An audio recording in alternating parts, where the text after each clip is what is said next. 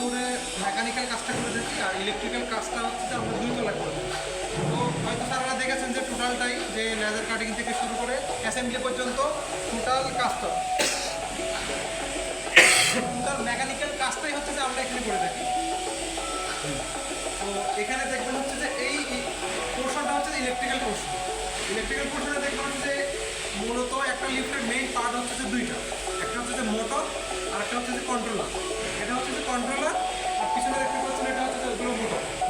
তো মোটর আমাদের হচ্ছে যে অনেকগুলো অরিজিন আছে কাস্টমার চয়েস অনুযায়ী, যে আমাদের হচ্ছে যে যদি আমি বলি প্রিমিয়াম ভার্সন তখন হচ্ছে যে চলে আসে জার্মান, মেড ইন জার্মানি। আমরা দেখতে পাবেন যে যে লাভে মোটর এটা হলো প্রায় 110 বছরের মধ্যে এক্সপিরিয়েন্স আমাদের মোটর দেখে নিই। আর একটা দেখে ইতালি মন্টানেরো, দুইটা ইউরো অরিজিন।